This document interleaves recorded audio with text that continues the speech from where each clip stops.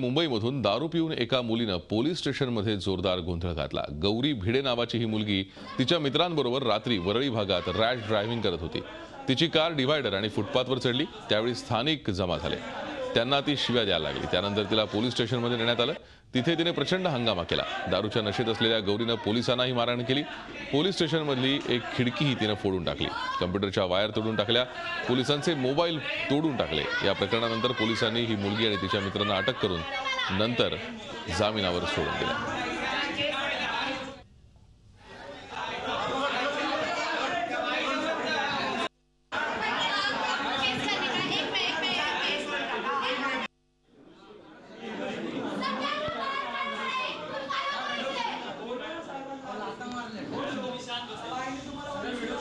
या मध्यधुंद अवस्थेतल्या तरुणींनी पोलीस स्टेशनमध्ये हंगामा केला। तिने पोलिसांनाही मारहाण केल्याचं दिसतंय।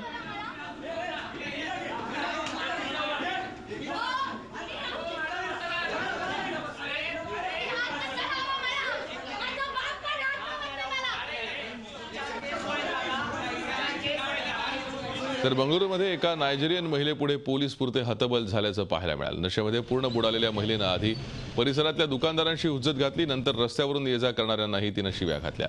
लोकांच्या तक्रारीवरून पोलिसांनी तिला ताब्यात घेतलं आणि ही नायजेरियन महिला पोलिसांनाच थेट भिडली। पोलिसांना तिने मारहाण केली। कसंबसं तिला पोलिसांनी पकडून रुग्णालयात नेलं, मात्र तिथेही तिने रुग्णालयात तोडफोड सुरू केली। रुग्णालय कर्मचारी आणि पोलीस साऱ्यांनीच तिच्यापुढे हात टेकले। अखेर ती गाफील असताना लोकांनी तिच्या मागून येऊन तिच्या अंगावर चादर टाकली आणि तिला जेरबंद केलं। त्यानंतरही तिच्याकडून या सर्वांचा उद्धार सुरूच होता।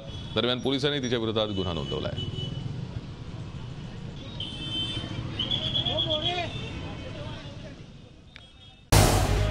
झी 24 तास रहा एक पाऊल पुढे।